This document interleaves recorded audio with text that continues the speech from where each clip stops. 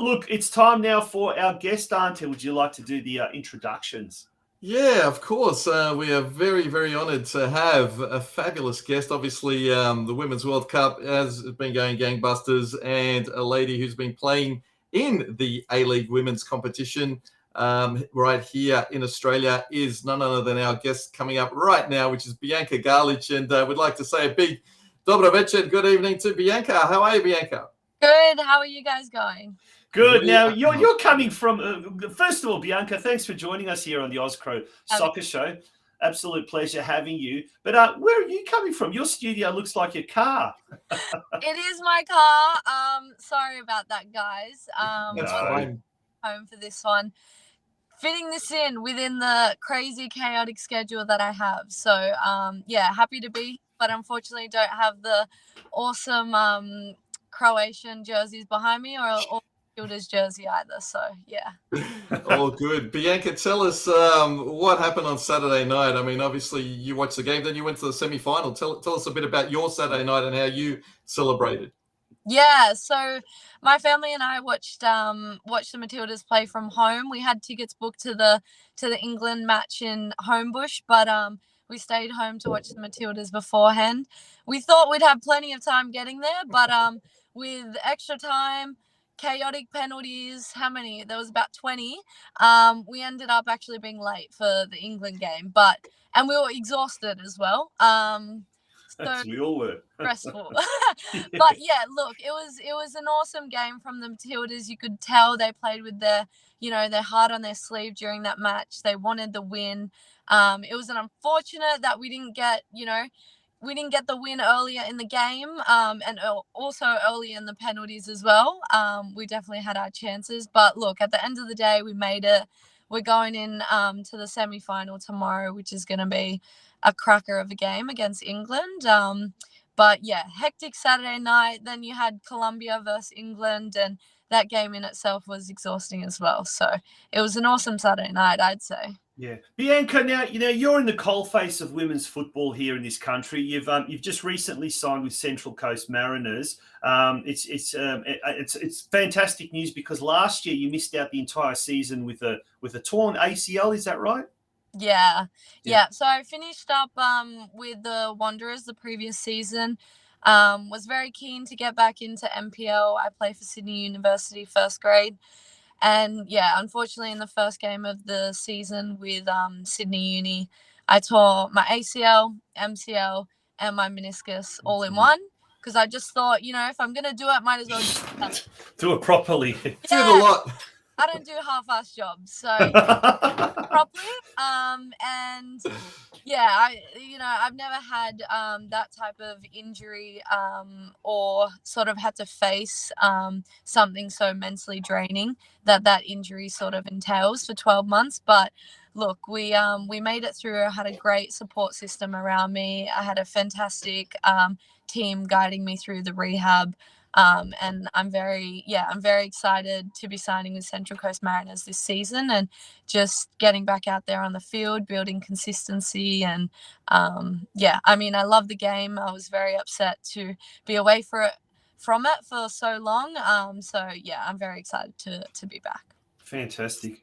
Yeah, tell us a little bit about your football journey. Obviously, growing up in a Croatian household and everything like that, was football part of your journey from the beginning, and that's how you fell in love with it, and obviously started playing at a very good level at a youth age?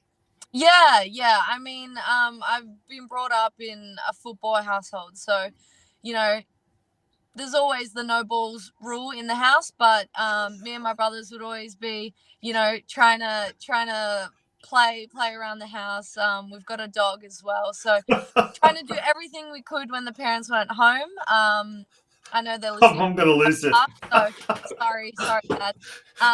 But yeah, I mean, we've always grown up on soccer. It's been the number one sport in our household. I went through water polo, tennis. I did baseball for a little bit. I tried it all, but at the end of the day, my love was always for football.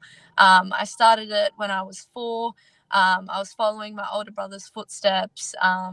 I was trying to play with the boys, and at that point in time, the boys were all you sort of had to play with. So I was growing up playing with boys until I was about 12.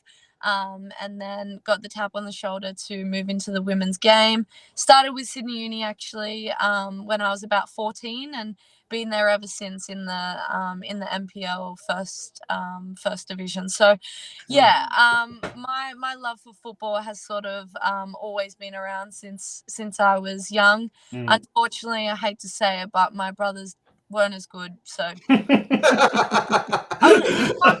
the family. So yeah, no, I had to shove them to the side early on, and look, they're supporting me now. that's the way. And they've always been around, but yeah, they made me mentally strong. They made me resilient. They shoved me around like, I was one of the boys. So I think that shaped the way I played then and the way I play now. Bianca, I do have to apologise. Firstly, this is one of the best interviews, I tell you what. But I have to apologise. I nearly lost it there because I've got an 11-year-old, and that no ball rule. Yep, my wife and I have given up. He loves his soccer to the point that we've actually just turned around and said, we'll get him one of those plush first soccer balls for babies, and you can knock it around the house as long as you don't smash the vitrine or anything like that. But now, when you said the no balls rule, how many Croatian parents, I think, over the generations have implemented that rule only to just say, so those plush balls still make a difference. I remember my brother kicked one. We broke one of my mum's vases. For the next 3 hours, we were in the garage trying to super glue it together and put it back in place. I don't know why. Thought she wouldn't notice, but she gave us a couple of days, made us feel a bit better, and then decided to address the fact that we had ruined her favorite and most expensive vase. Oh, Croatian mums, when they've got an eye, they will notice the smallest little speck. But look, I'm sure you gave her a good present in the end, just to make up for it the next Mother's Day or Christmas. Always. Now, speaking of presents, we were talking about this, Auntie and I, earlier today. It's reported that the English national women's team have given the Central Coast Football Club a very, very nice present of something like $500,000 worth of gym equipment that they've left behind conveniently after not needing it anymore. Is that true? That's unbelievable. Yeah, I did hear about that actually through my coach first before the media got onto it. And I mean, she was excited. We're all excited. Obviously, being this our first season for, I guess, the Mariners in a long time for the women's, the facilities that we're using are a little bit different to the men's. They're training at the Centre of Excellence higher into Central Coast, where training a little bit closer to Gosford. So the facilities there are a little bit different. Not terrible, but also if the England national team want to give me $500,000 worth of gym equipment, I'm not going to say no. So this is reminiscent of the Garlic household. The girls have overtaken the boys, and I think this is what's happening at Central Coast. The girls now are getting better equipment to train with than the boys. Well done. Yeah. And I think it makes a difference, like having that equipment shows just how professional we want to be in this competition. And if you have, I'm not saying that equipment is going to be the be or end all of a reflection of how you play, but I think it definitely makes you feel stronger as an athlete if you have all those facilities around you as well. Yeah, how do you, what's your training sort of like? How many nights a week, all that sort of stuff? Plus, you've got to juggle work, right? Because there's still no full-time professionalism in the A-League Women's, is there, Bianca? Yeah, that's it. Unfortunately, it is a part-time schedule, I guess. We're actually training in the morning, so we'll be doing probably about 5 to 6 sessions a week, one of those involving a game as well. I'm currently just about to finish my physiotherapy degree. So I've got a little bit of placement left, but next year I am looking at working as well. So I guess the biggest challenge for me is trying to juggle football and give 100% to football, and then also look at finding a job that suits my schedule and something that I love outside of football. I've always been someone who's juggling multiple things at once, and that's what I sort of enjoy to do. And I never sort of want to give 50% to anything. So hopefully, depending on what I find next year in terms of employment, they're accommodating and they understand my schedule. But yeah, it's unfortunate that the women's game is still part-time, and you can't obviously rely on that income to set you up. But at the end of the day, we are growing compared to how the A-League women's has been in the past to where it is now. It is on the upwards trend. It's a little bit slow, but it's on the upwards trend. It'll get there. It'll get there. No, absolutely. Now, unfortunately, folks, the Matildas will, if they do get past England, they won't win gold. They won't win first place at this year's Women's World Cup because a once great expert pundit said, Nema zlata bez Hrvata. And the translator means there's no gold without any Croats. And unfortunately, the Matildas don't have one. However, right. Bianca, the amount of Australian Croatian girls that are now women that are starting to play in the A-League women's is on the increase. We had Daniela Galic, no relation apparently to you. No. She on the show a few weeks back. She's at Melbourne City. We've got Alana Cerne, young lass down at Western United as well. So we're growing. We're growing the numbers, which is great to see. Are you aware of any other Australian Croatian footballers playing in the A-League, Bianca? Not that I know of, to be honest with you. I think you've named the ones that I would have thought of as well. Look, there's probably heaps up and coming, and probably some that aren't recognised yet. Yeah. But yeah, for now, we're a small community, but we definitely growing. Grow. Yeah. Yeah. And Taunchi, hang on. You know, just like we claim Graham Arnold as our own for playing for Sydney Croatia, you know, the Western Knights claim Sam Kerr as our own because she plays at the Western Knights, of course. So, you know, the two, you know, arguably best footballers, male and female, have come from Croatian clubs. That's it. And the more connections we have with Croatians, I think we could, you know, win the World Cup. That's all I'm saying. Let's aim for high. Let's aim for high. Bianca, that's been absolutely fantastic. Now, when does the so the preseason's obviously has started now. When does the actual season itself kick off? And what's it like looking this year? Because obviously Central Coast is a new team, an expansion team, and there is talk that it will eventually go to a full home and away season. Will that be happening this year, or will that probably be happening in the next year or 2 years to come? So I think it will be happening within the next year or so.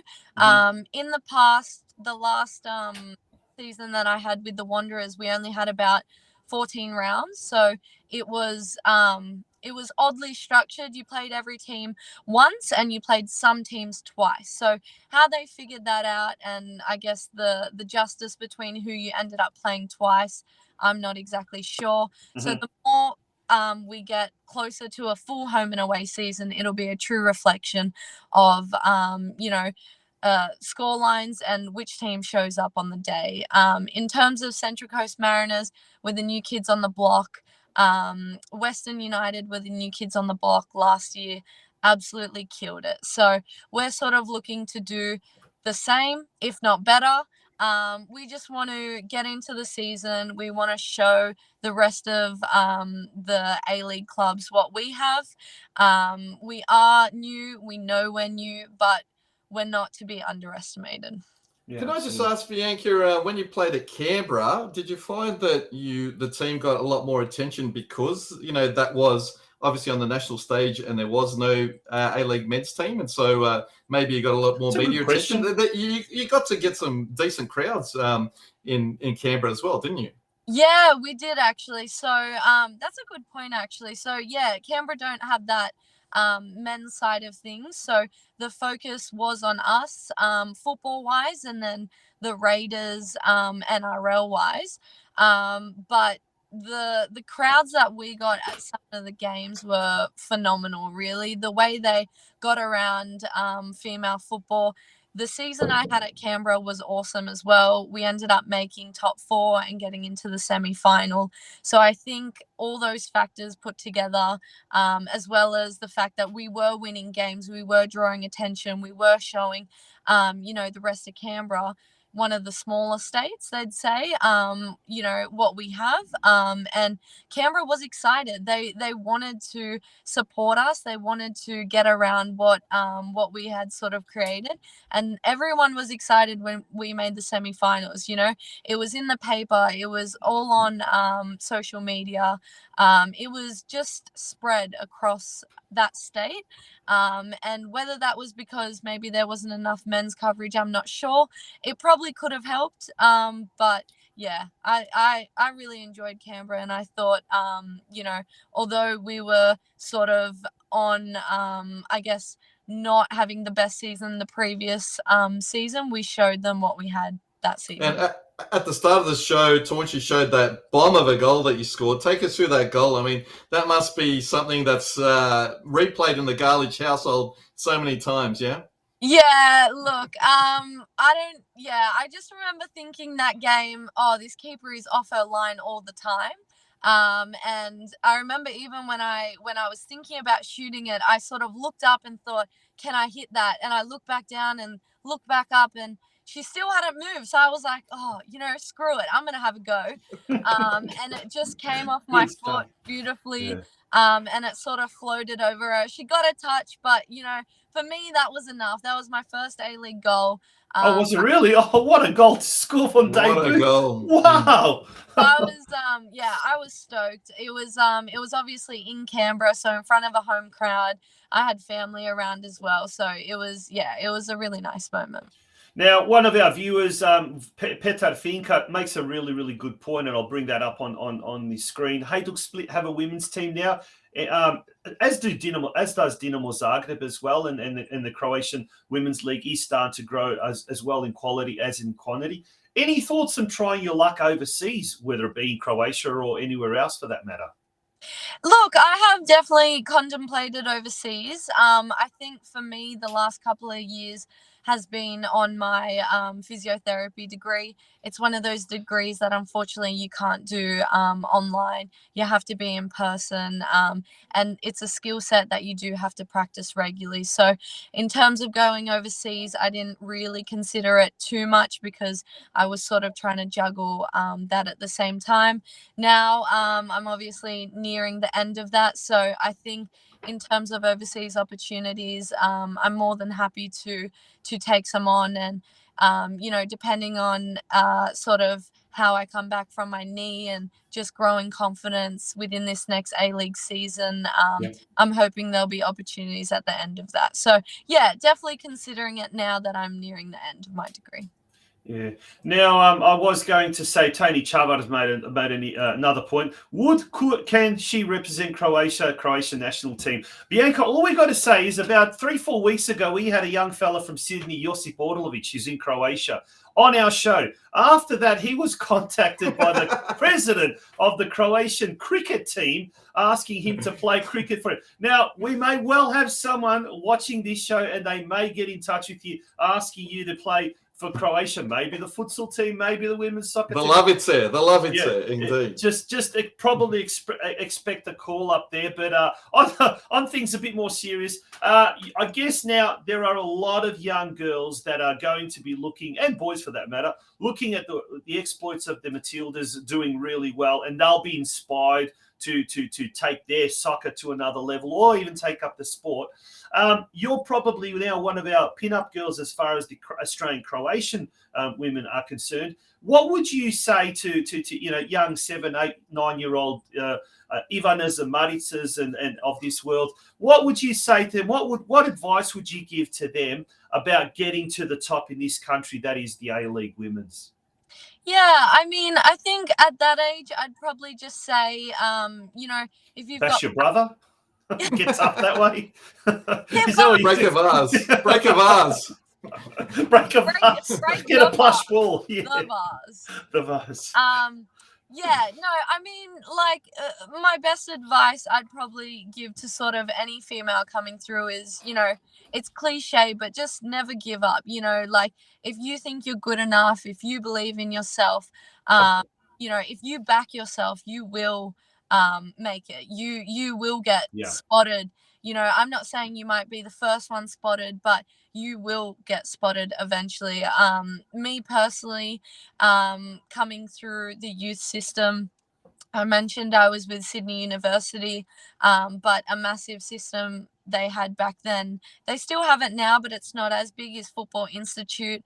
So a lot of scouting was done through Football Institute, and it sort of felt like, or at the time, if you weren't with Football Institute, you didn't really get a look in. So, a lot of girls my age started to lose hope, started thinking, they weren't good enough when they were, but they just hadn't been spotted at that time. And I think if they had just held on a little bit longer, they really could have made a difference within the football community. So I think the best advice I've got is, if someone tells you, you're slow, show them why you're fast. If someone tells you that you're unfit, show them in the next game why you are fit. Don't give anyone a reason to tell you that you're not good enough, because if you believe that you are, and you keep working and you don't get complacent, then there'll always be light at the end of the tunnel.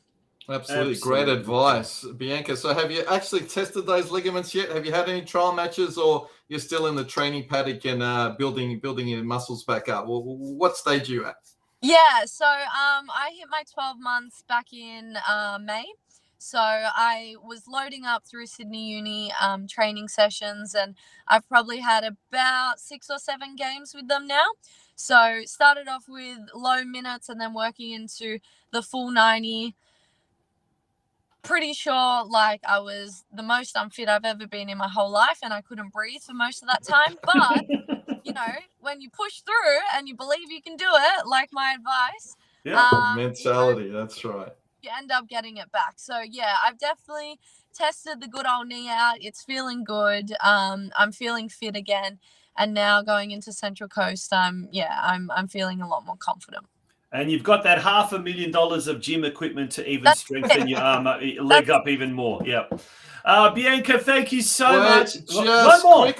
Just quickly, before we can't go tomorrow without a prediction for tomorrow night. How do you think the girls are going to go, Bianca? Of course, the big semi-final. Are you going to the game, or are you just kicking back and watching with the family? What are you doing? Yeah, no. So, me and my family actually bought tickets months ago, not knowing who was going to make it, but I got around them and said, come on, who cares who's going to make it? It's going to be a good game. So now they're all thanking me. That someone told me from work that the tickets are selling for $1,000. Wow. And, it's a hot ticket. This close to telling them I'm selling the tickets, I'm taking the profit, and but my good heart told me I shouldn't do that. So and now I'm not rich. So yeah, we're all going to the game tomorrow. We're all actually very excited. It's going to be an awesome atmosphere. I can't even imagine what it's going to feel like. But we're very excited.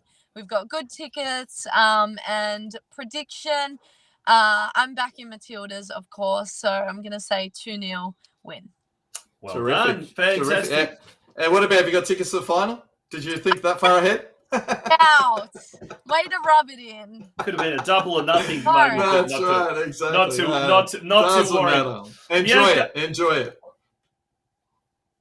I was going to say, Bianca, thank you very much. Sorry, at the same time. I was just going to say one more thing, that you got a lot of hellos from the Shardage family here tonight as well, of course. Yes. So good chance to say hello to everybody who's tuning in as well. Yeah, shout out to Fred for letting me know and getting me in contact with Ante, so appreciate that. He's actually my godfather, so I don't say this often, but I love you, Fred. There you go. Another exclusive. We've got another. We all do. Yeah. And to my own family, hello. Awesome. Thank you so much for joining us. Yeah, well done. Thank you, Bianca. We really appreciate it. We're going to have to get you again on the show. It's been very entertaining, but next time we'll do it from a studio where the lighting's a little bit better. But nonetheless, we really, really appreciate you taking the time and coming on the Oz Cro Soccer Show. And good luck for the season. Absolutely. If you live on the Central Coast, go follow Bianca. Go to some home games. Yes. Good on you. Thank you. Bianca Garlich. Oh, how good was that interview? That was fun. Absolutely brilliant. I thoroughly enjoyed that and thoroughly enjoyed having the young lady, Bianca Garlich, on our show. Definitely be following the Central Coast Mariners women in the A-League women because of Bianca, that's for sure.